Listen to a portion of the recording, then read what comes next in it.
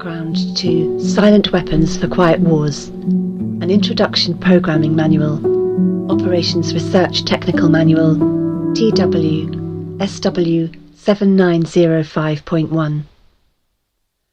The following document is taken from two sources. The first was acquired on a website, of which I can't remember the address, listing as its source the book titled Behold, a Pale Horse by William Cooper, Light Technology Publishing, 1991.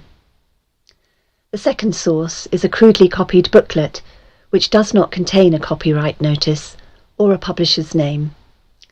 With the exception of the foreword, the preface, the main thing that was missing from the first source was the illustrations.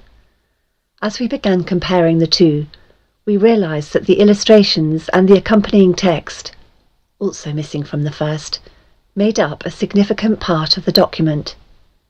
This has now been restored by the Lawful Path, and so far as I know, is the only internet copy available complete with illustrations. We have no first-hand knowledge that this document is genuine.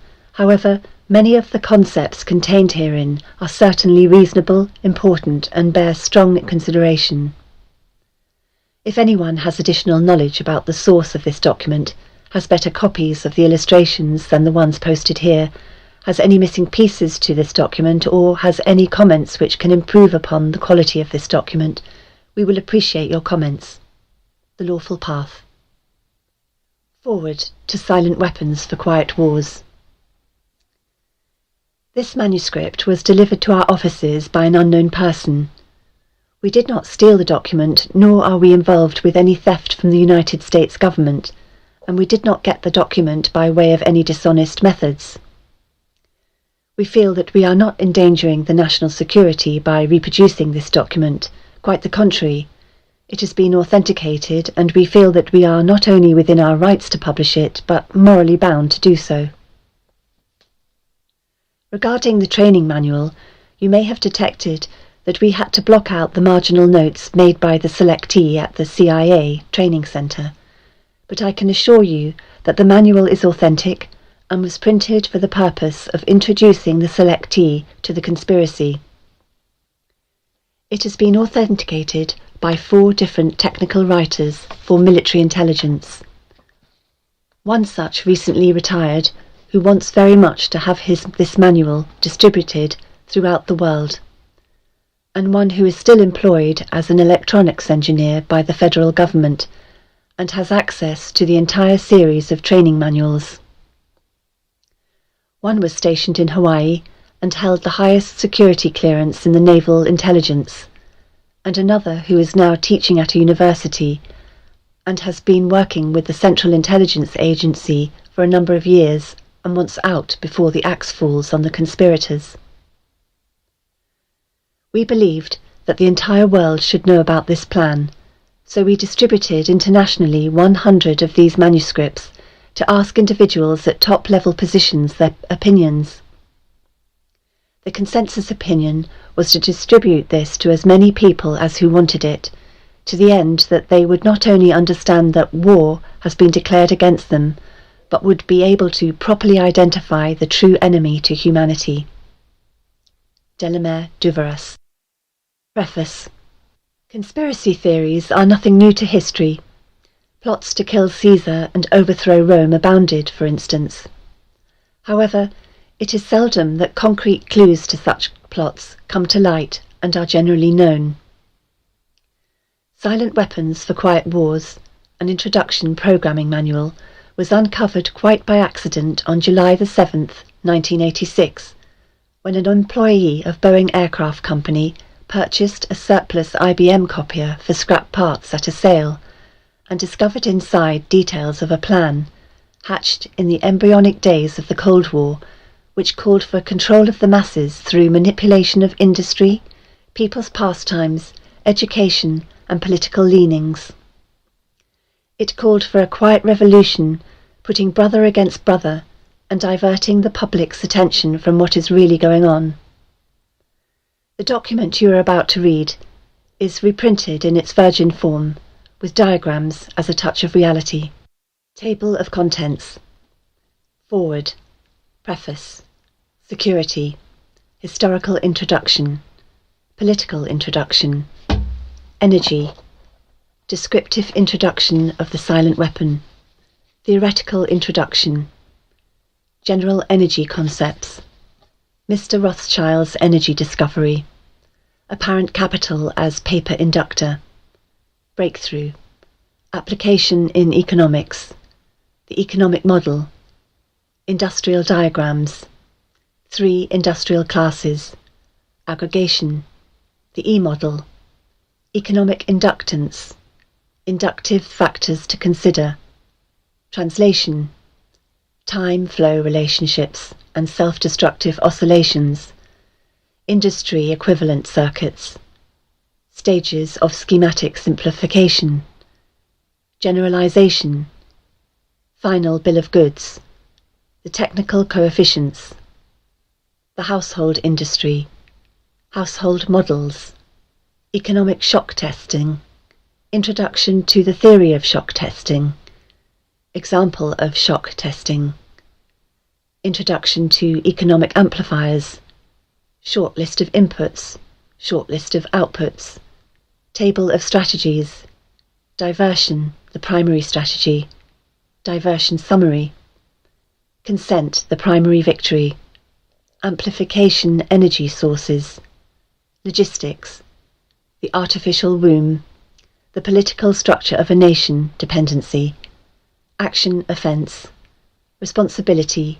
Summary. System analysis. The draft. Enforcement. The following document, dated May 1979, was found on July the 7th, 1986, in an IBM copier that has been purchased at a surplus sale. Top Secret. Silent Weapons for Quiet Wars. Operations Research Technical Manual TM-SW7905.1. Page 1. Welcome aboard. This publication marks the 25th anniversary of the Third World War, called the Quiet War, being conducted using the subjective biological warfare fought with silent weapons. This book contains an introductory description of this war, its strategies, and its weaponry. May 1979, number 74-1120. Security. It is patently impossible to discuss social engineering or the automation of a society, i.e., the engineering of social automation systems, silent weapons, on a national or worldwide scale, without implying extensive objectives of social control and destruction of human life, i.e., slavery and genocide. This manual is in itself an analogue declaration of intent. Such a writing must be secured from public scrutiny. Otherwise, it might be recognized as a technically formal declaration of domestic war. Furthermore, whenever any person or group of persons in a position of great power and without full knowledge and consent of the public uses such knowledge and methodologies for economic conquest, it must be understood that a state of domestic warfare exists between said person or group of persons and the public. The solution of today's problems requires an approach which is ruthlessly candid, with no agonizing over religious, moral, or cultural values. You have qualified for this project because of your ability to look at human society with cold objectivity, and yet analyze and discuss your observations and conclusions with others of similar intellectual capacity, without the loss of discretion or humility. Such virtues are exercised in your own best interest. Do not deviate from them.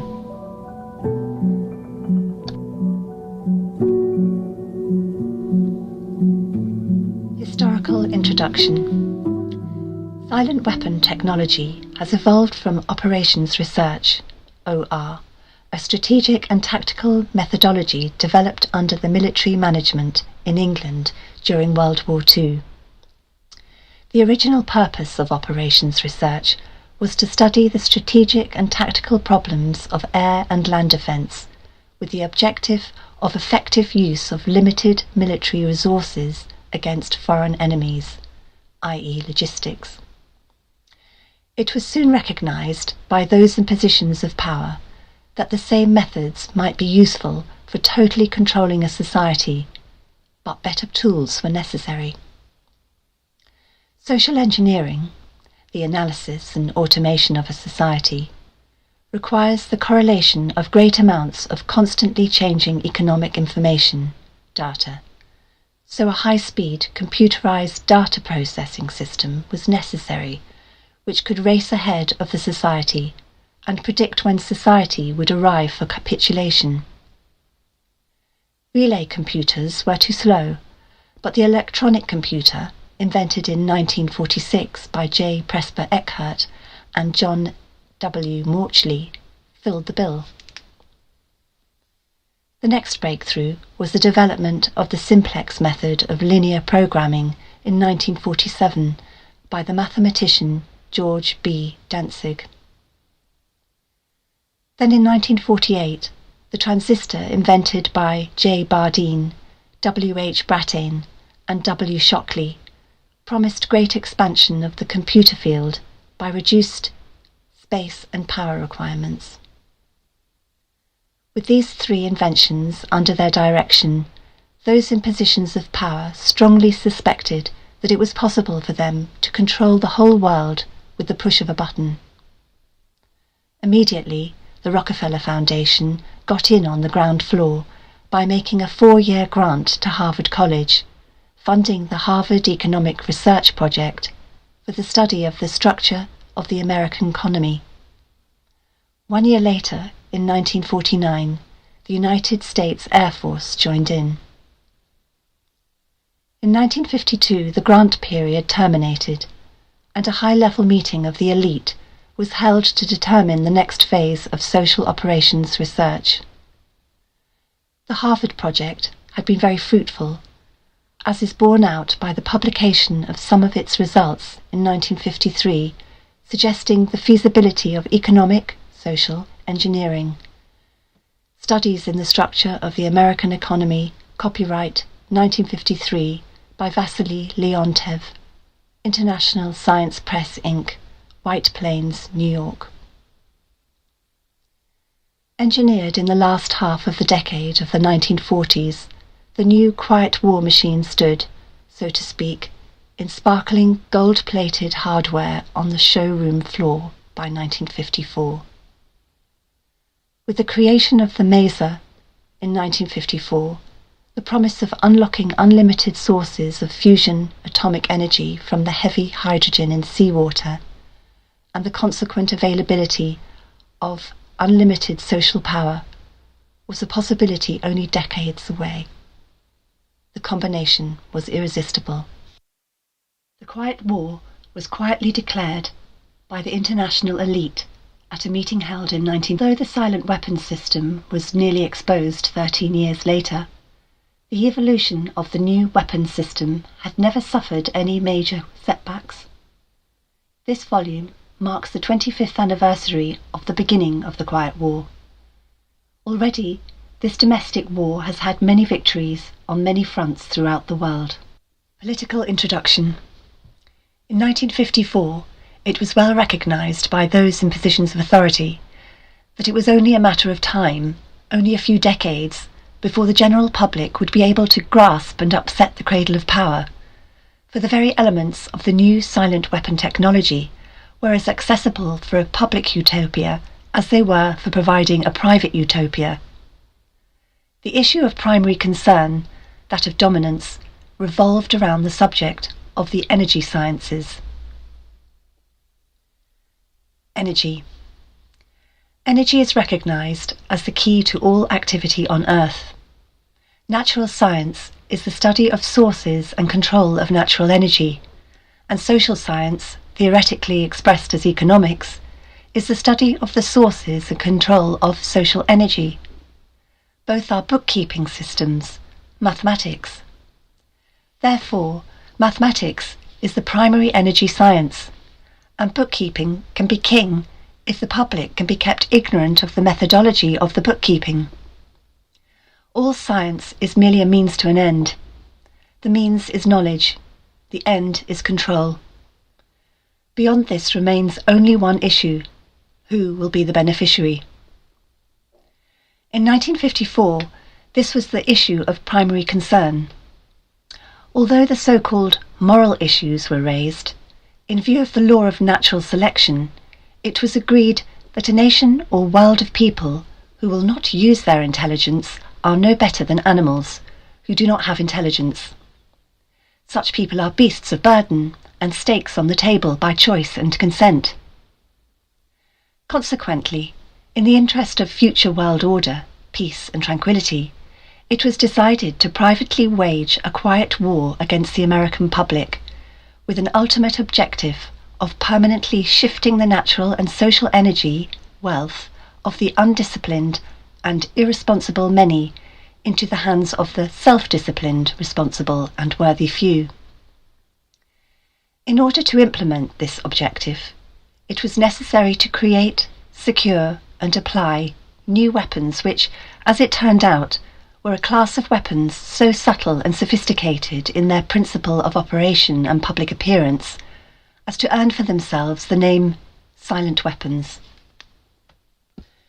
In conclusion, the objective of economic research, as conducted by the magnates of capital, banking, and the industries of commodities, goods, and services, is the establishment of an economy which is totally predictable and manipulatable.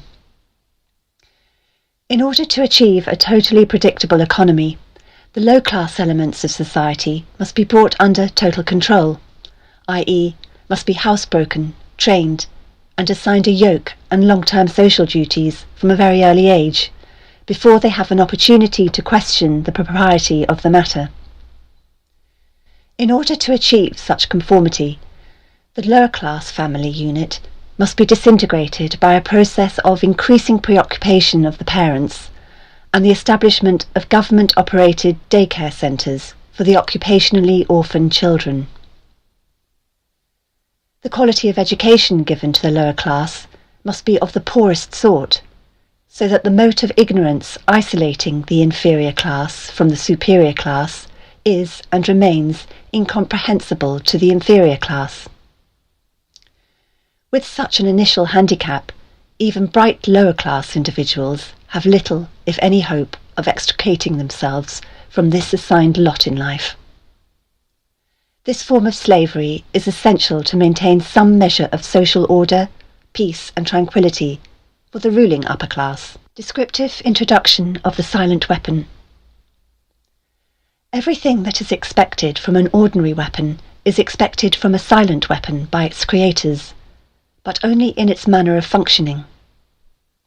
It shoots situations instead of bullets, propelled by data processing instead of chemical reaction, explosion, originating from bits of data instead of grains of gunpowder, from a computer instead of a gun, operated by a computer programmer instead of a marksman, under the orders of a banking magnate instead of a military general. It makes no obvious noises, causes no obvious physical or mental injuries, and does not obviously interfere with anyone's daily social life. Yet it makes an unmistakable noise, causes unmistakable physical and mental damage, and unmistakably interferes with the daily social life, that is, unmistakable to a trained observer who knows what to look for. The public cannot comprehend this weapon, and therefore cannot believe that they are being attacked and subdued by a weapon. The public might instinctively feel that something is wrong, but that is because of the technical nature of the silent weapon. They cannot express their feeling in a rational way, or handle the problem with intelligence, Therefore, they do not know how to cry for help, and they do not know how to associate with others to defend themselves against it. When a silent weapon is applied gradually, the public adapts to its presence and learns to tolerate its encroachment on their lives until the pressure, psychological via economic, becomes too great and they crack up. Therefore, the silent weapon is a type of biological warfare. It attacks the vitality, options, and mobility of the individuals of a society by knowing, understanding, manipulating, and attacking their sources of natural and social energy and their physical, mental, and emotional strengths and weaknesses.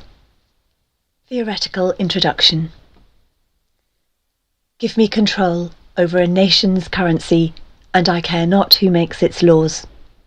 Mayer Amschel Rothschild, 1743 to 1812. Today's silent weapons technology is an outgrowth of a simple idea discovered, succinctly expressed, and effectively applied by the quoted Mr. Mayer Amschel Rothschild. Mr. Rothschild discovered the missing passive component of economic theory known as economic inductance. He, of course, did not think of this discovery in these 20th century terms, and, to be sure, mathematical analysis had to wait for the Second Industrial Revolution, the rise of the theory of mechanics and electronics, and finally, the invention of the electronic computer, before it could be effectively applied in the control of the world economy. General energy concepts. In the study of energy systems, there always appears three elementary concepts. These are potential energy, kinetic energy, and energy dissipation. And corresponding to these concepts, there are three idealized, essentially pure physical counterparts called passive components. 1. In the science of physical mechanics, the phenomenon of potential energy is associated with a physical property called elasticity or stiffness, and can be represented by a stretched spring. In electronic science, potential energy is stored in a capacitor instead of a spring. This property is called capacitance instead of elasticity or stiffness. 2. In the science of physical mechanics, the phenomenon of kinetic energy is associated with a physical property called inertia or mass, and can be represented by a mass or a flywheel in motion. In electronic science, kinetic energy is stored in an inductor, in a magnetic field, instead of a mass. This property is called inductance instead of inertia. 3. In the science of physical mechanics, the phenomenon of energy dissipation is associated with a physical property called friction or resistance, and can be represented by a dashpot or other device which converts energy into heat. In electronic science, dissipation of energy is performed by an element called either a resistor or a conductor. The term resistor being the one generally used to describe a more ideal device, e.g. wire, employed to convey electronic energy efficiently from one location to another. The property of a resistance or conductor is measured as either resistance or conductance reciprocals. In economics, these three energy concepts are associated with 1. Economic capacitance, capital, money, stock, inventory, investments in buildings and durables, etc. 2. Economic conductance, goods, product flow, coefficients. 3. Economic inductance, services, the influence of the population of industry on output. All the mathematical theory developed in the study of one energy system, e.g. mechanics, electronics, etc., can be immediately applied in the study of any other energy system, e.g. economics. Mr. Rothschild's energy discovery. What Mr. Rothschild had discovered was the basic principle of power, influence, and control over people as applied to economics. That principle is, when you assume the appearance of power, people soon give it to you. Mr. Rothschild had discovered that currency or deposit loan accounts had the required appearance of power that could be used to induce people, inductance, with people corresponding to a magnetic field, into surrendering their real wealth in exchange for a promise of greater wealth, instead of real compensation. They would put up real collateral in exchange for a loan of promissory notes. Mr. Rothschild found that he could issue more notes than he had backing for, so long as he had someone's stock of gold as a persuader to show his customers. Mr. Rothschild loaned his promissory notes to individuals and to governments. These would create overconfidence. Then he would make money scarce, tighten control of the system, and collect the collateral through the obligation of contracts. The cycle was then repeated. These pressures could be used to ignite a war. Then he would control the availability of currency to determine who would win the war. That government which agreed to give him control of its economic system got his support. Collection of debts was guaranteed by economic aid to the enemy of the debtor. The profit derived from this economic methodology made Mr. Rothschild all the more able to expand his wealth. He found that the public greed would allow currency to be printed by government order beyond the limits, inflation, of backing in precious metal or the production of goods and services. Apparent capital as paper inductor. In this structure, credit, presented as pure element called currency, has the appearance of capital but is in effect negative capital. Hence it has the appearance of service but is in fact indebtedness or debt. It is therefore an economic inductance instead of an economic capacitance, and if balanced in no other way, will be balanced by the negation of population, war, genocide. The total goods and services represent real capital called the gross national product, and currency may be printed up to this level and still represent economic capacitance. But currency printed beyond this level is subtractive, represents the introduction of economic inductance, and constitutes notes of indebtedness. War is therefore the balancing of the system by killing the true creditors, the public, which have been taught to exchange true value for inflated currency, and falling back on whatever is left of the resources of nature and regeneration of those resources. Mr. Rothschild had discovered that currency gave him the power to rearrange the economic structure to his own advantage, to shift economic inductance to those economic positions which would encourage the greatest economic instability and oscillation. The final key to economic control had to wait until there was sufficient data and high-speed computing equipment to keep close watch on the economic oscillations created by price shocking and excess paper energy credits, paper inductance, inflation. Breakthrough. The aviation field provided the greatest evolution in economic engineering by way of the mathematical theory of shock testing. In this process, a projectile is fired from an airframe on the ground, and the impulse of the recoil is monitored by vibration transducers connected to the airframe and wired to the chart recorders. By studying the echoes or reflections of the recoil impulse in the airframe, it is possible to discover critical vibrations in the structure of the airframe, which either vibrations of the engine or aeolian vibrations of the wings, or a combination of the two, might reinforce, resulting in a resonant self-destruction of the airframe in flight as an aircraft. From the standpoint of engineering, this means that the strengths and weaknesses of the structure of the airframe in terms of vibrational energy can be discovered and manipulated. Application in economics. To use this method of airframe shock testing in economic engineering, the prices of commodities are shocked and the public consumer reaction is monitored. The resulting echoes of the economic shock are interpreted theoretically by computer, and the psycho-economic structure of the economy is thus discovered.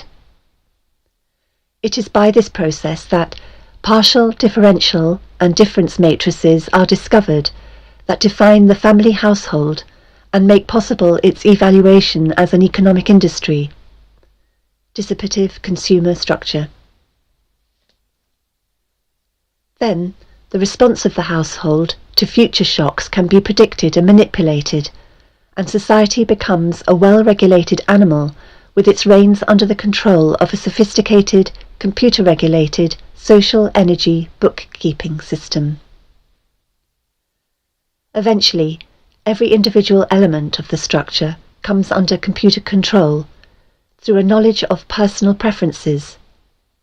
Such knowledge guaranteed by computer association of consumer preferences.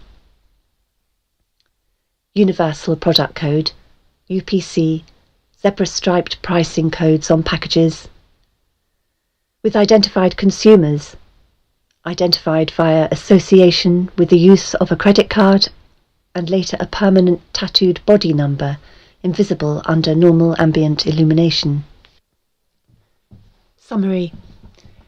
Economics is only a social extension of a natural energy system. It also has its three passive components. Because of the distribution of wealth and the lack of communication and lack of data, this field has been the last energy field for which a knowledge of these three passive components has been developed.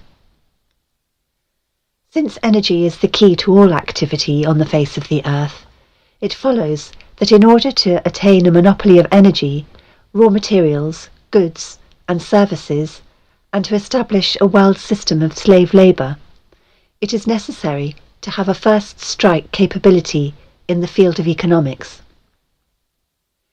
In order to maintain our position, it is necessary that we have absolute first knowledge of the science of control over all economic factors and the first experience at engineering the world economy. In order to achieve such sovereignty, we must at least achieve this one end, that the public will not make either the logical or mathematical connection between economics and the other energy sciences, or learn to apply such knowledge. This is becoming increasingly difficult to control, because more and more businesses are making demands upon their computer programmers to create and apply mathematical models for the management of those businesses. It is only a matter of time before the new breed of private programmer, economists, will catch on to the far-reaching implications of the work begun at Harvard in 1948. The speed with which they can communicate their warning to the public will largely depend upon how effective we have been at controlling the media, subverting education, and keeping the public distracted with matters of no real importance. The economic model. Economics, as a social energy science, has as a first objective the description of the complex way in which any given unit of resources is used to satisfy some economic want. Leontief, Matrix. This first objective, when it is extended to get the most product from the least or limited resources, comprises that objective of general military and industrial logistics known as operations research. See Simplex method of linear programming. The Harvard Economic Research Project, 1948, was an extension of World War II operations research. Its purpose was to discover the science of controlling an economy. At first, the American economy, and then the world economy. It was felt that with sufficient mathematical foundation and data, it would be nearly as easy to predict and control the trend of an economy as to predict and control the trajectory of a projectile. Such has proven to be the case. Moreover, the economy has been transformed into a guided missile on target. The immediate aim of the Harvard project was to discover the economic structure, what forces change that structure, how the behaviour of the structure can be predicted, and how it can be manipulated. What was needed was a well-organised knowledge of the mathematical structures and interrelationships of investment, production, distribution, and consumption. To make a short story of it all, it was discovered that an economy obeyed the same laws as electricity, and that all of the mathematical theory and practical and computer know-how developed for the electronical field could be directly applied in the study of economics. This discovery was not openly declared, and its more subtle implications were and are kept a closely guarded secret. For example, that in an economic model, human life is measured in dollars, and that the electric spark generated when opening a switch connected to an active inductor is mathematically analogous to the initiation of war. The greatest hurdle which theoretical economists faced was the accurate description of the household as an industry. This is a challenge because consumer purchases are a matter of choice, which in turn is influenced by income, price, and other economic factors. This hurdle was cleared in an indirect and statistically approximate way by an application of shock testing to determine the current characteristics called current technical coefficients of a household industry. Finally, because problems in theoretical electronics can be translated very easily into problems of theoretical electronics, and the solution translated back again, it follows that only a book of language translation and concept definition needed to be written for economics. The remainder could be gotten from standard works on mathematics and electronics. This makes the publication of books on advanced economies unnecessary and greatly simplifies project security. Industrial diagrams. An ideal industry is defined as a device which receives value from other industries in several forms and converts them into one specific product for sales and distribution to other industries. It has several inputs and one output. What the public normally thinks of as one industry is really an industrial complex, where several industries under one roof produce one or more products. A pure, single-output industry can be represented oversimply by a circuit block as follows. See Diagram 1, page 13. A three-industry network can be diagrammed as follows. See Diagram 2, page 13. A node is a symbol of collection and distribution of flow. Node number 3 receives from industry number 3 and distributes to industries number 1 and number 3. If industry number 3 manufactures chairs, then a flow from industry number 3 back to industry number 3 simply indicates that industry number 3 is using part of its own output product, for example, as office furniture. Therefore, the flow may be summarized by the equations. See top of page 14. 3 industrial classes. Industries fall into 3 categories or classes by type of output. 1. Class number 1, capital, resources. 2. Class number 2, goods, commodities or use, dissipative. 3. Class number 3, services, action of population. Class number 1 industries exist at 3 levels. 1. Nature, sources of energy and raw materials. 2. Government, printing of currency equal to the gross national product, GNP, and extension of currency in excess of GNP. 3. Banking, loaning of money for interest and extension, inflation, counterfeiting, of economic value through the deposit loan accounts. Class number 2 industries exist as producers of tangible or consumer dissipated products. This sort of activity is usually recognised and labelled by the public as industry. Class number 3 industries are those which have service rather than a tangible product at their output. These industries are called 1. Households and 2. Governments. Their output is human activity of a mechanical sort, and their basis is population. Aggregation. The whole economic system can be represented by a 3-industry model if one allows the names of the outputs to be 1. Capital, 2. Goods, and 3. Services. The problem with this representation is that it would not show the influence, say, the textile industry on ferrous metal industry. This is because both the textile industry and the ferrous metal industry would be contained within a single classification called the goods industry, and by this process of combining or aggregating these 2 industries under one system block, they would lose their economic individuality. The E model.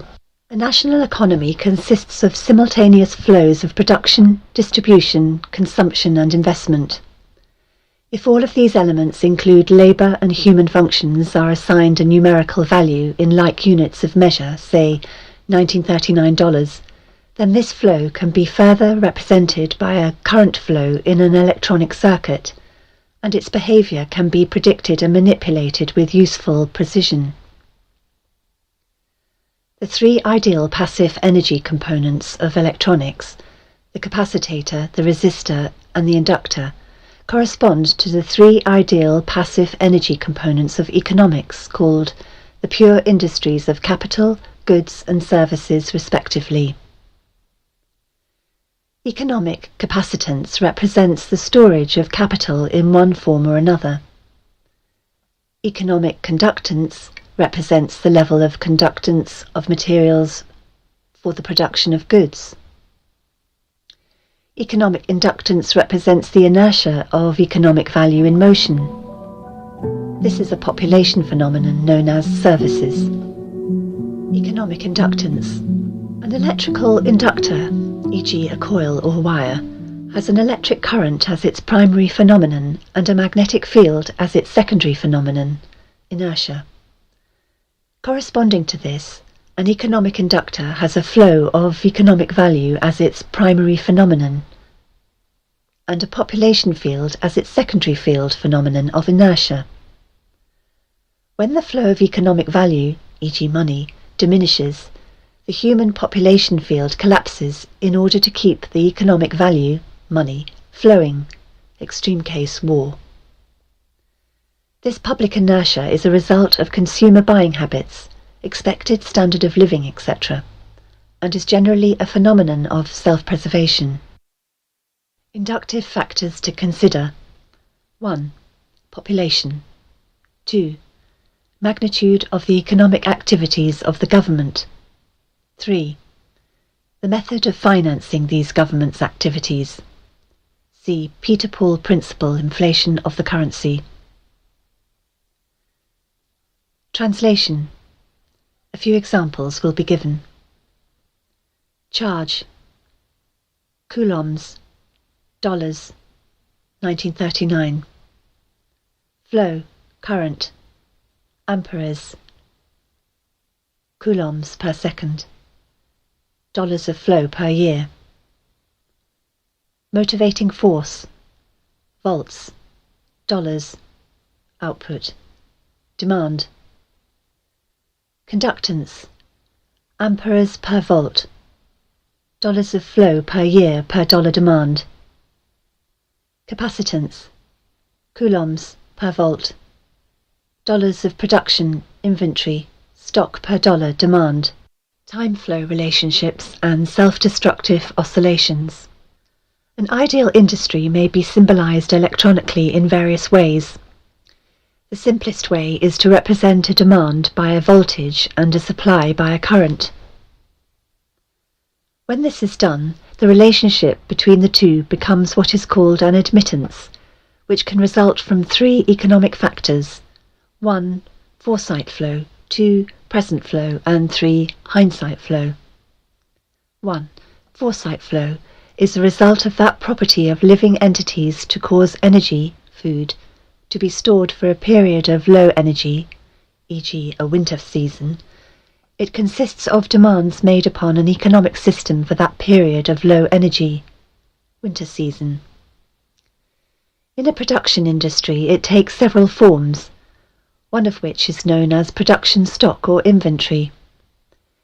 In electronic symbology, this specific industry demand, a pure capital industry, is represented by capacitance, and the stock or resource is represented by a stored charge. Satisfaction of an industry demand suffers a lag because of the loading effect of inventory priorities. 2. Present flow ideally involves no delays. It is, so to speak, input today for output today, a hand-to-mouth flow. In electronic symbology, this specific industry demand, a pure US industry, is represented by a conductance which is then a simple economic valve, a dissipative element. Hindsight flow is known as habit or inertia. In electronics, this phenomenon is the characteristic of an inductor.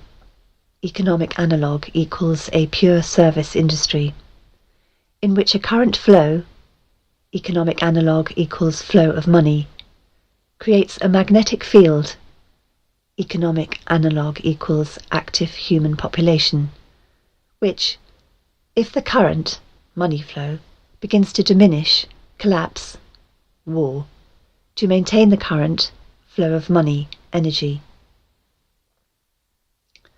Other large alternatives to war as economic inductors or economic flywheels are an open-ended social welfare program or an enormous, but fruitful, open-ended space program. The problem with stabilizing the economic system is that there is too much demand on account of 1. Too much greed, and 2. Too much population. This creates excessive economic inductance, which can only be balanced with economic capacitance. True resources of value, e.g. in goods or services. The social welfare program is nothing more than an open-ended credit balance system, which creates a false capital industry to give non-productive people a roof over their heads and food in their stomachs. This can be useful, however, because the recipients become state property in return for the gift, a standing army for the elite. For he who pays the piper picks the tune. Those who get hooked on the economic drug must go to the elite for a fix. In this, the method of introducing large amounts of stabilizing capacitance is by borrowing on the future credit of the world. This is a fourth law of motion onset and consists of performing an action and leaving the system before the reflected reaction returns to the point of action, a delayed reaction.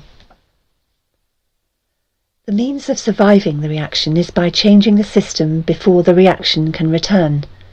By this means, politicians become more popular in their own time, and the public pays later. In fact, the measure of such a politician is the delay time. The same thing is achieved by a government by printing money beyond the limit of the gross national product, an economic process called inflation. This puts a large quantity of money into the hands of the public and maintains a balance against their greed, creates a false self-confidence in them, and for a while stays the wolf from the door. They must eventually resort to war to balance the account, because war ultimately is merely the act of destroying the creditor, and the politicians are the publicly hired hitmen that justify the act to keep the responsibility and blood off the public conscience. See section on consent factors and social economic structuring. If the people really cared about their fellow man, they would control their appetites, greed, procreation, etc., so that they would not have to operate on a credit or welfare social system, which steals from the worker to satisfy the bum. Since most of the general public will not exercise restraint, there are only two alternatives to reduce the economic inductance of the system. 1. Let the populace bludgeon each other to death in war, which will only result in a total destruction of the living earth. 2. Take control of the world by the use of economic silent weapons in a form of quiet warfare and reduce the economic inductance of the world to a safe level by a process of benevolent slavery and genocide. The latter option has been taken as the obviously better option. At this point it should be crystal clear to the reader why absolute secrecy about the silent weapons is necessary. The general public refuses to improve its own mentality and its faith in its fellow man. It has become a herd of proliferating barbarians and, so to speak, a blight upon the face of the earth. They do not care about economic science to learn why they have not been able to avoid war, despite religious morality, and their religious or self-gratifying refusal to deal with earthly problems renders the solution of the earthly problem unreachable to them. It is left to those few who are truly willing to think and survive as the fittest to survive, to solve the problem for themselves as the few who really care. Otherwise, exposure of the silent weapons would destroy our only hope of preserving the seed of the future true humanity. Industry equivalent circuits. 1. The industry Q can be given a block symbol as follows. Block diagram of industry Q. See diagram, page 18. Terminals number 1 through #M are connected directly to the outputs of industries number 1 and #M respectively. The equivalent circuit of industry Q is given as follows. See diagram 2, page 18. Characteristics. All inputs are at 0 volts. A amplifier causes output current IQ to be represented by a voltage EQ.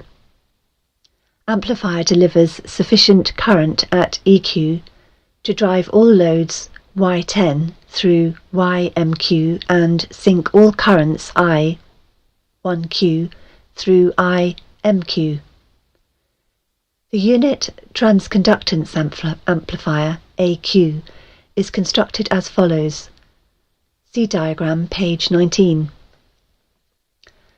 Arrow denotes the direction of the flow of capital, goods and services. The total demand is given as EQ, where EQ equals IQ. See diagram 2, page 19. 1. The coupling network YPQ symbolizes the demand which industry Q makes on industry P.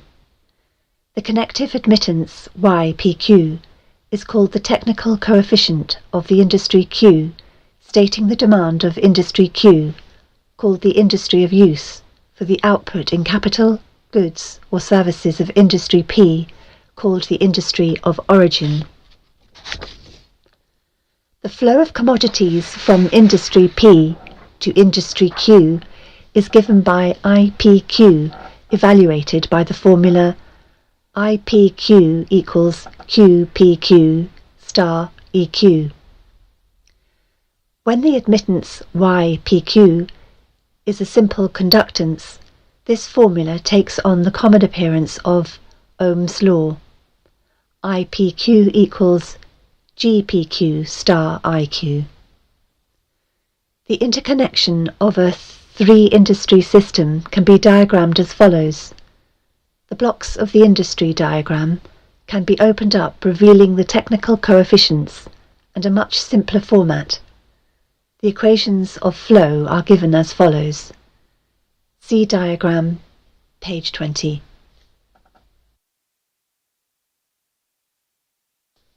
Stages of schematic simplification. See diagrams on page 20. Generalization. All of this may now be summarized. Let Ij represent the output of industry J and Ijk the number of the product of industry J absorbed annually by industry K, and Ijo the amount of the same product J made available for outside use. See equation 1, page 21. Then, substituting the technical coefficients y, j, k, see equation 2, page 21, which is the general equation of every admittance in the industry circuit. Final bill of goods. Final bill of goods is called the final bill of goods or the bill of final demand, and is zero when the system can be closed by the evaluation of the technical coefficients of the non-productive industries, government and households. Households may be regarded as a productive industry, with labour as its output product. The technical coefficients. The quantities y, j, k are called the technical coefficients of the industrial system. They are admittances and can consist of any combination of three passive parameters: conductance, capacitance, and inductance. Diodes are used to make the flow unidirectional and point against the flow. Gjk equals economic conductance, absorption coefficient. Yjk equals economic capacitance, capital coefficient. Ljk equals economic inductance, human activity coefficient. Types of admittances. See diagram, page 23. The household industry. The industries of finance, banking, manufacturing and government, real counterparts of the pure industries of capital, goods and services, are easily defined because they are generally logically structured. Because of this, their processes can be described mathematically, and their technical coefficients can be easily deduced.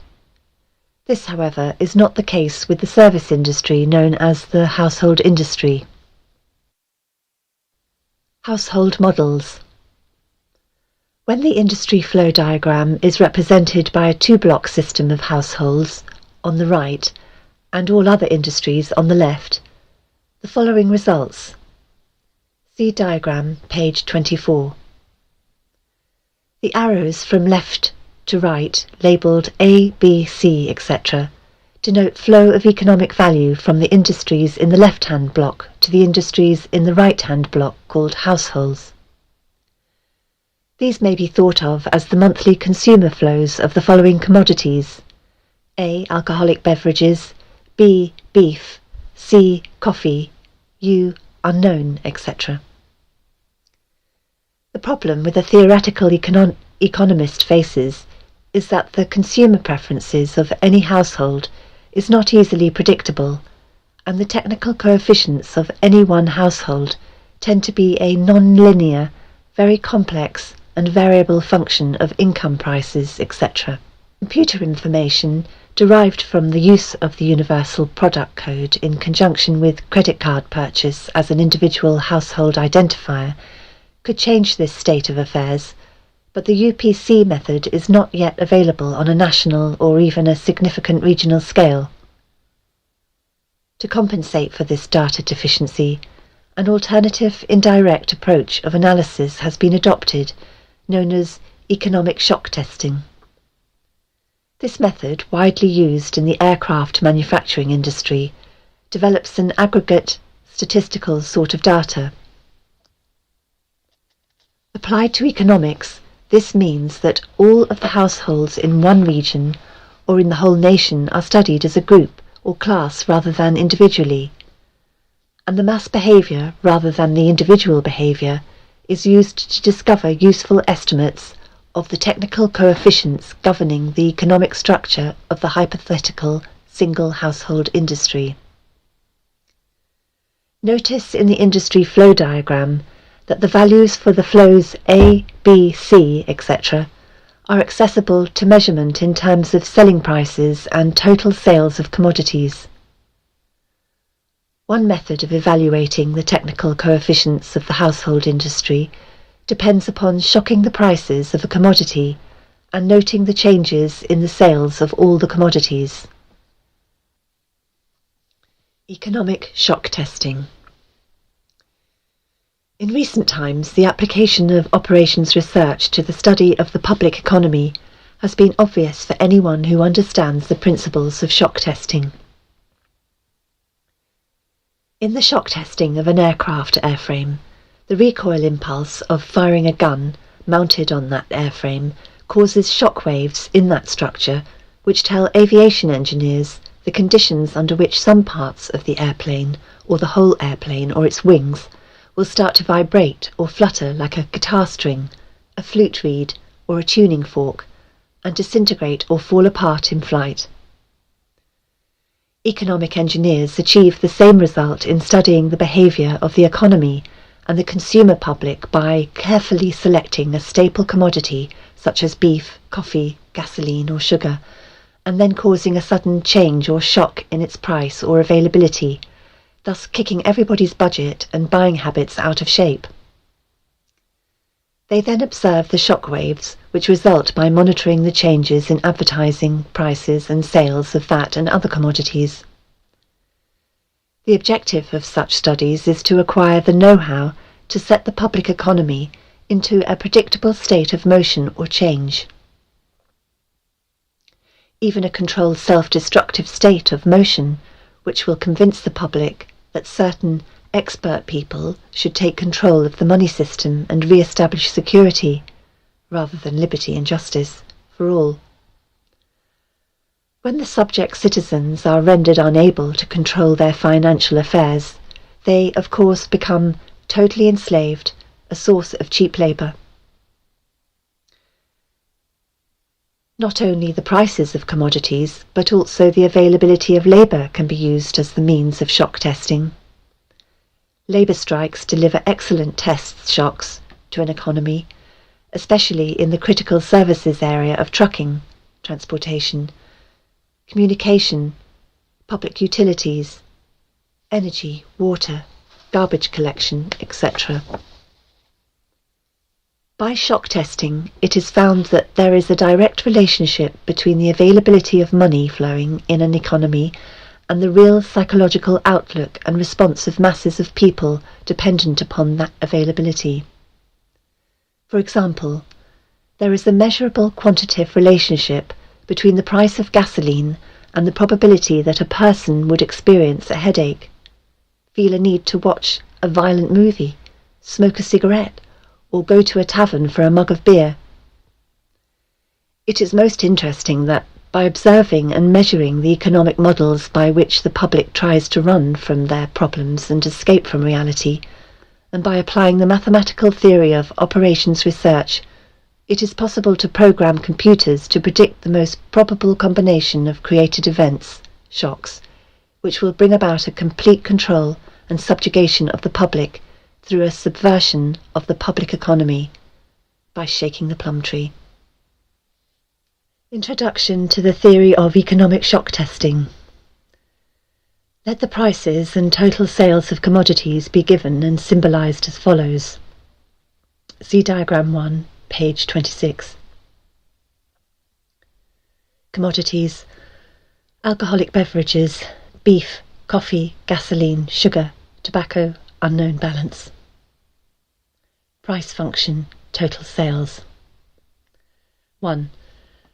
Let us assume a simple economic model in which the total number of important staple commodities are represented as beef, gasoline, and an aggregate of all other staple commodities, which we will call the hypothetical miscellaneous staple commodity, M. E.g., M is an aggregate of C, S, T, U, etc. Example of shock testing. Assume that the total sales P of petroleum products can be described by the linear function of the quantities B, G and M, which are functions of the prices of those respective commodities. See equation, page 27.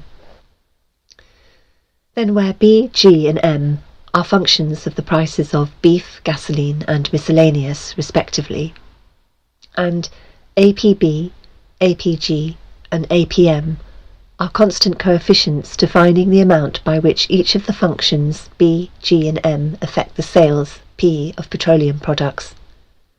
We are assuming that B, G and M are variables independent of each other. If the availability of price of gasoline is suddenly changed, then G must be replaced by G and delta G.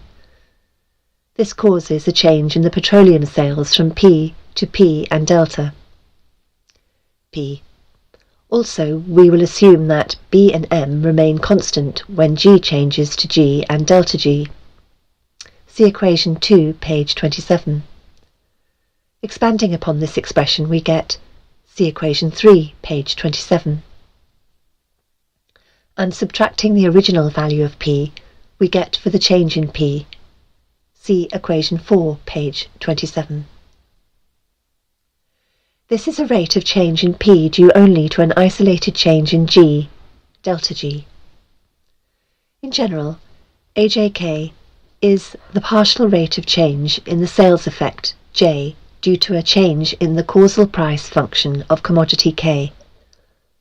If the interval of time were infinitesimal, this expression would be reduced to the definition of the total differential of a function P. 1. See diagram, page 28. When the price of gasoline is shocked, all of the coefficients with round G, 2G, in the denominator are evaluated at the same time. If B, G and M were independent and sufficient for a description of the economy, then 3 shock tests would be necessary to evaluate the system. There are other factors which may be represented the same way. For example, the tendency of a docile sub-nation to withdraw under economic pressure may be given by, see equation 1, page 29. Where G is the price of gasoline, WP is the dollars spent per unit time, referenced to, say, 1939, for war production during peacetime, etc. These quantities are presented to a computer in matrix format as follows. See diagram 1, page 29. And see equation 2, page 29. Finally, inverting this matrix, that is, solving for the xk terms of the yj, we get, say, see equation 3, page 29. 1. This is the result into which we substitute to get that set of conditions of prices of commodities, bad news on TV, etc., which will deliver a collapse of public morale ripe for takeover. Once the economic price and sales coefficients, AJK and BKJ, are determined, they may be translated into the technical supply and demand coefficients, GJK, CJK and 1LJK. Shock testing of a given commodity is then repeated to get the time rate of change of these technical coefficients. Introduction to economic amplifiers. Economic amplifiers are the active components of economic engineering. The basic characteristic of any amplifier, mechanical, electrical, or economic, is that it receives an input control signal and delivers energy from an independent energy source to a specified output terminal in a predictable relationship to that input control signal. The simplest form of an economic amplifier is a device called advertising. If a person is spoken to by a TV advertiser as if he were a 12-year-old, then, due to suggestibility, he will, with a certain probability, respond or react to that suggestion with the uncritical response of a 12-year-old and will reach into his economic reservoir and deliver its energy to buy that product on impulse when he passes it in the store. An economic amplifier may have several inputs and output. Its response might be instantaneous or delayed. Its circuit symbol might be a rotary switch if its options are exclusive, qualitative, go or no-go, or it might have its parametric input-output relationship specified by a matrix, with internal energy sources represented. Whatever its form might be, its purpose is to govern the flow of energy from a source to an output sink in direct relationship to an input control signal. For this reason, it is called an active circuit element or component. Economic amplifiers fall into classes called strategies, and in comparison with electronic amplifiers, the specific internal functions of an economic amplifier are called logistical instead of electrical. Therefore, economic amplifiers not only deliver power gain, but also, in effect, are used to cause changes in the economic circuitry. In the design of an economic amplifier, we must have some idea of at least 5 functions, which are 1. The available input signals. 2. The desired output control objectives. 3. The strategic objective. 4. The available economic power sources. 5. The logistical options. The process of defining and evaluating these factors and incorporating the economic amplifier into an economic system has been popularly called game theory. The design of an economic amplifier begins with the specification of the power level of the output, which can range from personal to national. The second condition is accuracy of response, that is, how accurately the output action is a function of the input commands. High gain combined with strong feedback helps to deliver the required precision. Most of the error will be in the input data signal. Personal input data tends to be specified, while national input data tends to be statistical. Short list of inputs. Questions to be answered. What, where, why, when, how, who. General sources of information. Telephone taps, analysis of garbage, surveillance, behaviour of children in school. Standard of living by food, shelter, clothing, transportation. Social contacts. Telephone, itemised record of calls, family, marriage certificates, birth certificates, etc. Friends, associates, etc. Memberships in organisations, political affiliation. The personal paper trail. Personal buying habits, that is, personal consumer preferences. Checking accounts, credit card purchases, tagged credit card purchases, the credit card purchase of products bearing the UPC product code. Assets, checking accounts, savings accounts, real estate, business, automobile, etc. Safety deposit at bank, stock market. Liabilities. Creditors, enemies, see legal, loans. Government sources, ploys. Note, principle of this ploy. The citizen will almost always make the collection of information easy if he can operate on the free sandwich principle of eat now and pay later.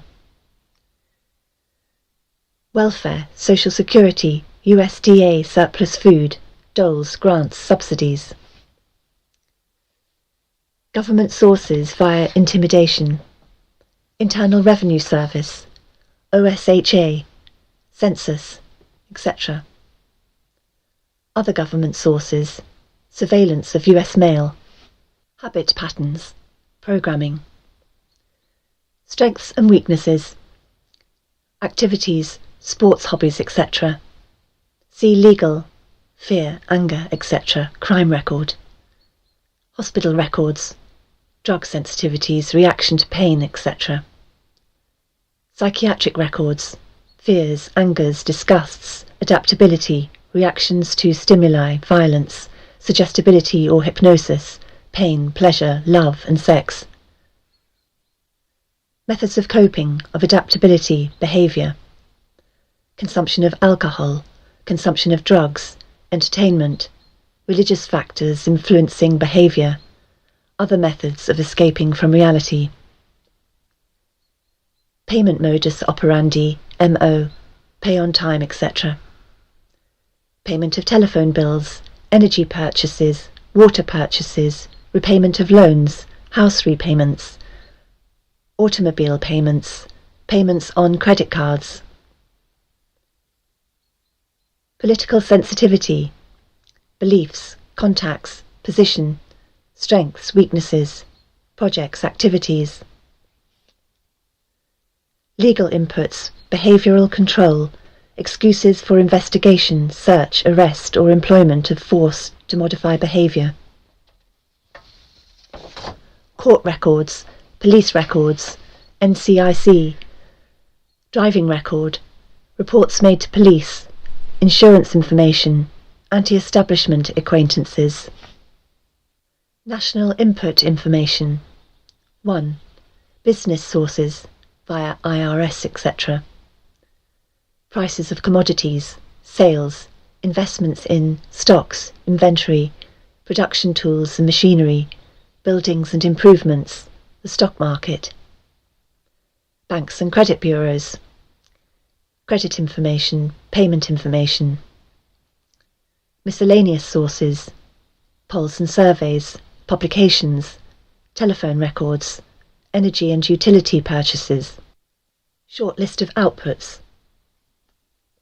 Outputs create controlled situations, manipulation of the economy, hence society, control by control of compensation and income. Sequence. 10. Allocates opportunities. 11. Destroys opportunities. 12. Controls the economic environment. 13. Controls the availability of raw materials. 14. Controls capital. 15. Controls bank rates. 16. Controls the inflation of the currency. 17. Controls the possession of property. 18. Controls industrial capacity. 19. Controls manufacturing. 20. Controls the availability of goods, commodities. 21. Controls the prices of commodities. 22. Controls services, the labour force, etc. 23. Controls payments to government officials. 24. Controls the legal functions. 25.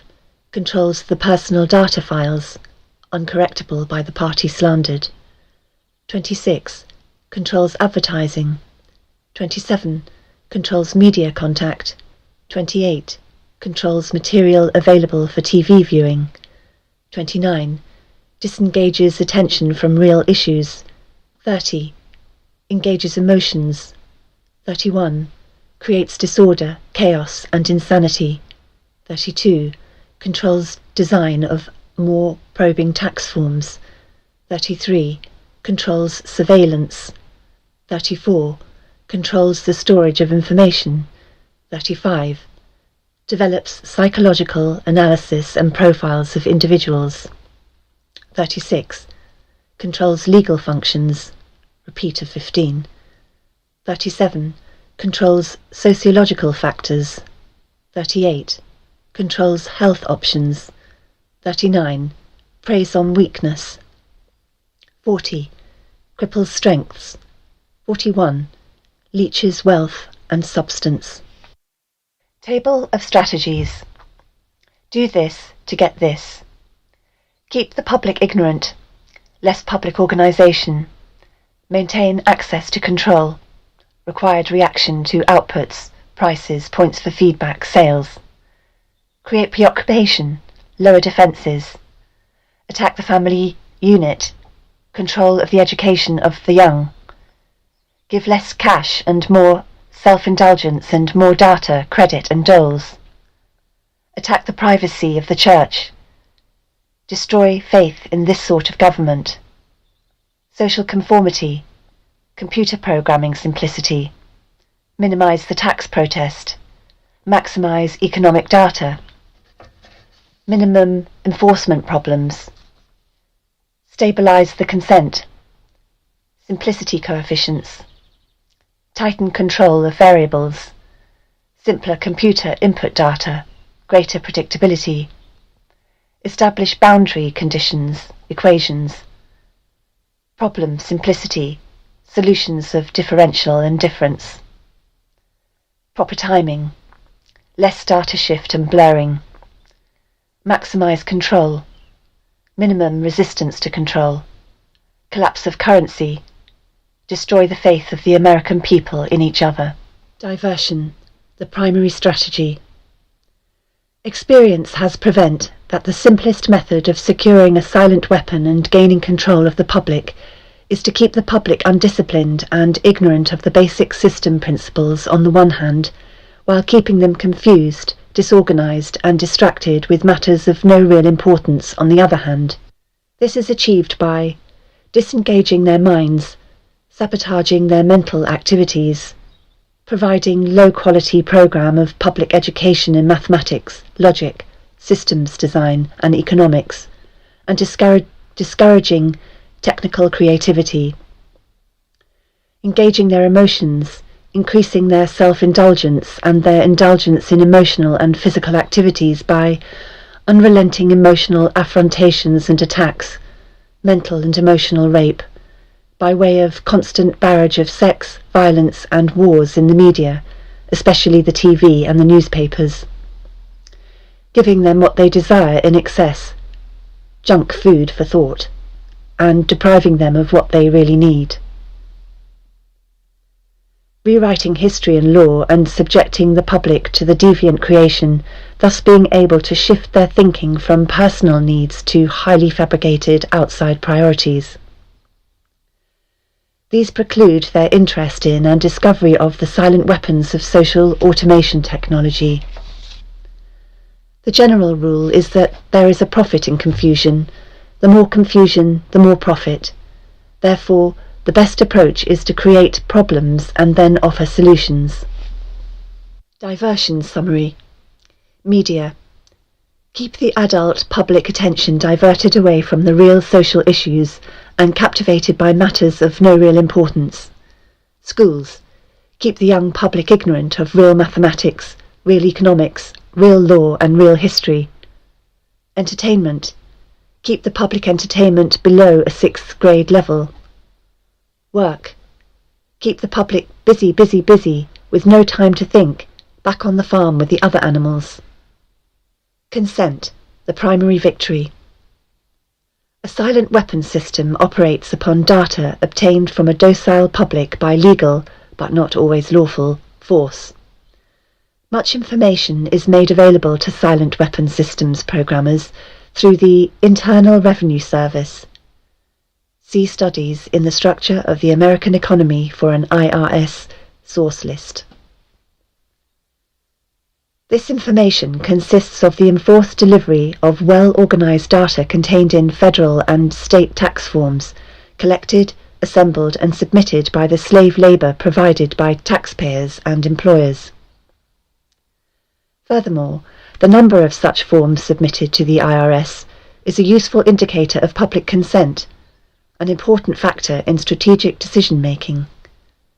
Other data sources are given in the short list of inputs. Consent coefficients. Numerical feedback indicating victory status. Psychological basis.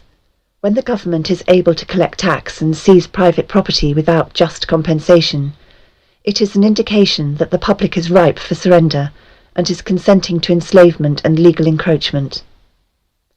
A good and easily quantified indicator of harvest time is the number of public citizens who pay income tax despite an obvious lack of reciprocal or honest service from the government. Amplification energy sources. The next step in the process of designing an economic amplifier is discovering the energy sources. The energy sources which support any primitive economic system are, of course, a supply of raw materials and the consent of the people to labour and can consequently assume a certain rank, position, level or class in the social structure, that is, to provide labour at various levels in the pecking order. Each class, in guaranteeing its own level of income, controls the class immediately below it, hence preserves the class structure. This provides stability and security, but also government from the top. As time goes on and communication and education improve, the lower class elements of the social labour structure become knowledgeable and envious of the good things that the upper class members have. They also begin to attain knowledge of energy systems and the ability to enforce their rise through the class structure. This threatens the sovereignty of the elite. If this rise of the lower classes can be postponed long enough, the elite can achieve energy dominance, and labour, by consent, no longer will hold a position of an essential energy source. Until such energy dominance is absolutely established, the consent of the people to labour and to let others handle their affairs must be taken into consideration, since failure to do so could cause the people to interfere in the final transfer of energy sources to the control of the elite. It is essential to recognise that at this time, public consent is still an essential key to the release of energy in the process of economic amplification. Therefore, consent as energy release mechanism will now be considered. Logistics. The successful application of a strategy requires a careful study of inputs, outputs, the strategy connecting the inputs and the outputs, and the available energy sources to fuel the strategy. This is called logistics. A logistical problem is studied at the elementary level first, and then levels of greater complexity are studied as a synthesis of elementary factors. This means that a given system is analysed, that is, broken down into its subsystems, and these in turn are analysed, until by this process one arrives at the logistical atom, the individual. This is where the process of synthesis properly begins, at the time of birth of the individual. The artificial womb. From the time a person leaves its mother's womb, its every effort is directed toward building, maintaining, and withdrawing into artificial wombs various sorts of substitute protective devices or shells. The objective of these artificial wombs is to provide a stable environment for both stable and unstable activity, to provide a shelter for the evolutionary processes of growth and maturity, that is, survival, to provide security for freedom, and to provide defensive protection for offensive activity. This is equally true of both the general public and the elite. However, there is a definite difference in the way each of these classes go about the solution of problems. The political structure of a nation, dependency. The primary reason why the individual citizens of a country create a political structure is a subconscious wish or desire to perpetuate their own dependency relationship of childhood. Simply put, they want a human god to eliminate all risk from their life, pat them on the head, kiss their bruises, put a chicken on every dinner table, clothe their bodies, tuck them into bed at night, and tell them that everything will be all right when they wake up in the morning. This public demand is incredible, so the human god, the politician, meets incredibility with incredibility by promising the world and delivering nothing. So who is the bigger liar, the public or the godfather? This public behaviour is surrender born of fear, laziness and expediency. It is the basis of the welfare state as a strategic weapon useful against a disgusting public. Action, offence. Most people want to be able to subdue and or kill other human beings which disturb their daily lives, but they do not want to have to cope with the moral and religious issues which such an overt act on their part might raise. Therefore, they assign the dirty work to others, including their own children, so as to keep the blood off their own hands.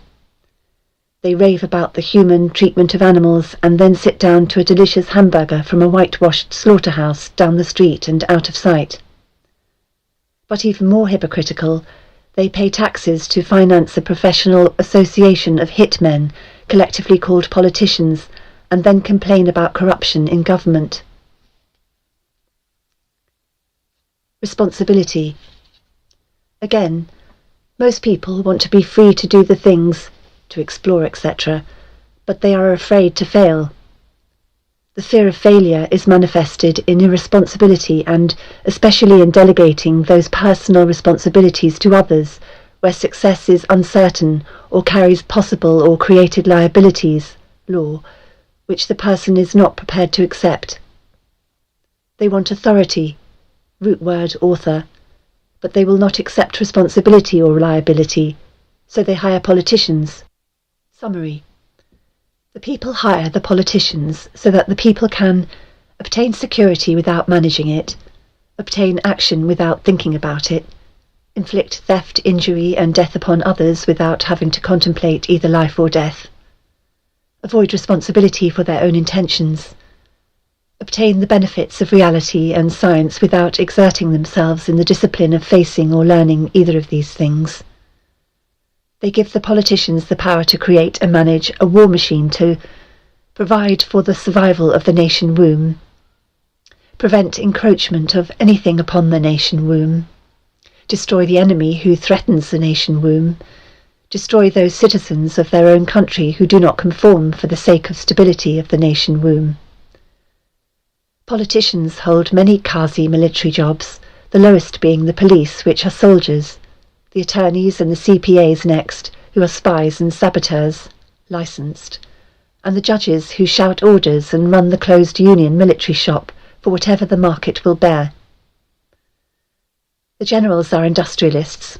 The presidential level of commander-in-chief is shared by the international bankers.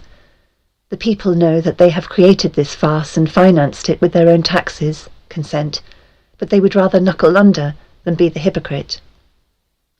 Thus a nation becomes divided into two very distinct parts, a docile sub-nation, great silent majority, and a political sub-nation.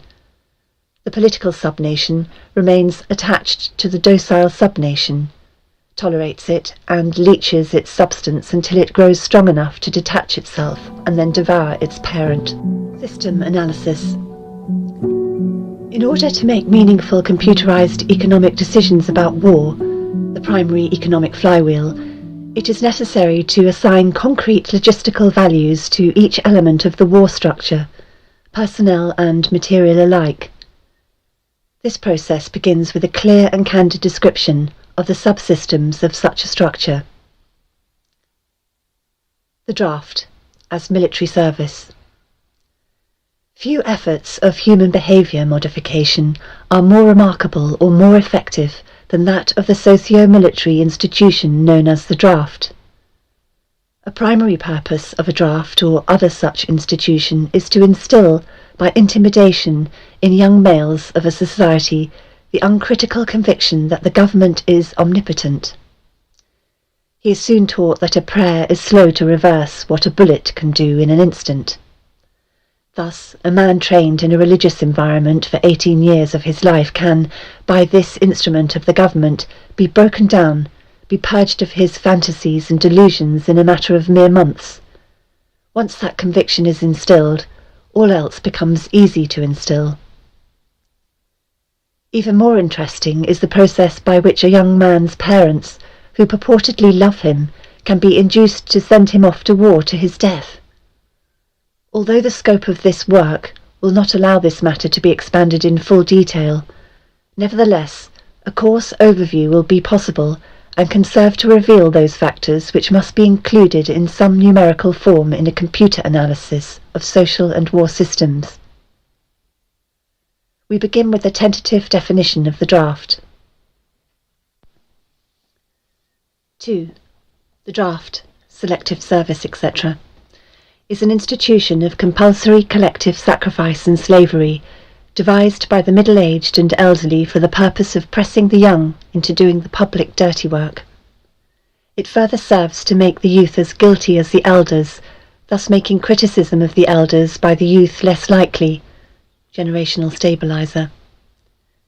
It is marketed and sold to the public under the label of patriotic equals national service.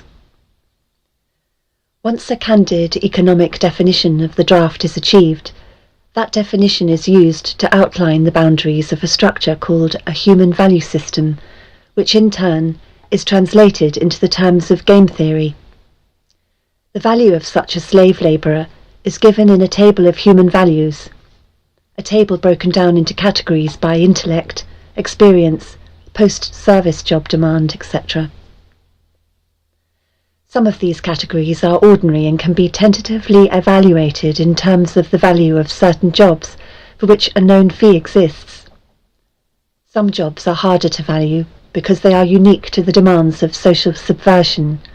For an extreme example, the value of a mother's instruction to her daughter, causing that daughter to put certain behavioural demands upon a future husband 10 or 15 years hence, thus by suppressing his resistance to a perversion of a government, making it easier for a banking cartel to buy the state of New York in, say, 20 years. Such a problem leans heavily upon the observations and data of wartime espionage and many types of psychological testing. But crude mathematical models, algorithms, etc., can be devised, if not to predict, at least to predeterminate these events with maximum certainty. What does not exist by natural cooperation is thus enhanced by calculated compulsion.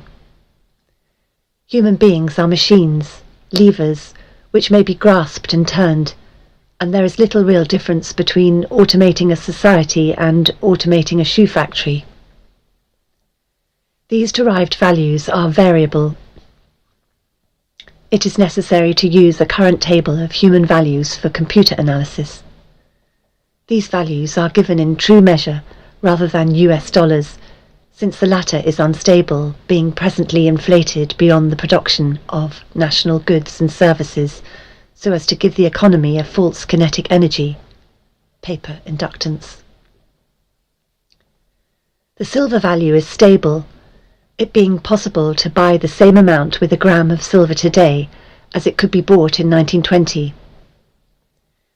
Human value measured in silver units changes slightly due to changes in production technology. Enforcement 1. Factor 1. As in every social system approach, stability is achieved only by understanding and accounting for human nature, action-reaction patterns. A failure to do so can be and usually is disastrous. As in other human social schemes, one form or another of intimidation or incentive is essential to the success of the draft.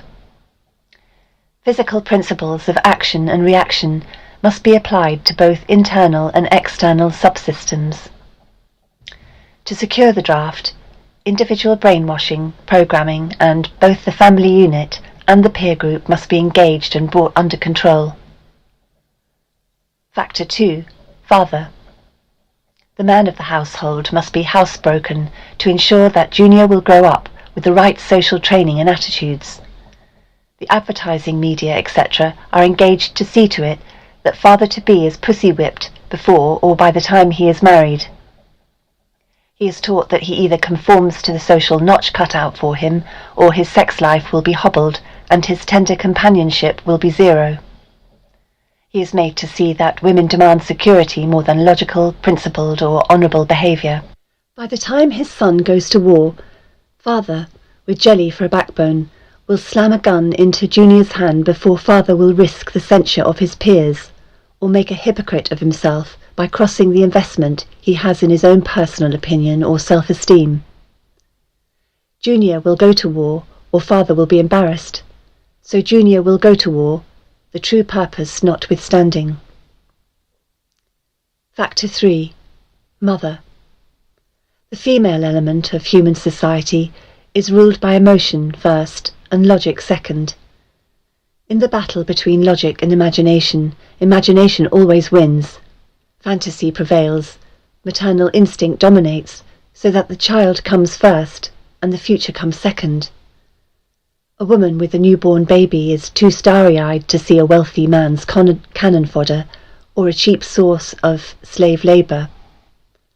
A woman must, however, be conditioned to accept the transition to reality when it comes, or sooner. As the transition becomes more difficult to manage, the family unit must be carefully disintegrated, and state-controlled public education and state-operated childcare centres must become more common and legally enforced, so as to begin the detachment of the child from the mother and the father at an early age. Inoculation of behavioural drugs, Ritalin, can speed the transition for the child. Mandatory. Caution. A woman's impulsive anger can override her fear. An irate woman's power must never be underestimated, and her power over a pussy-whipped husband must likewise never be underestimated.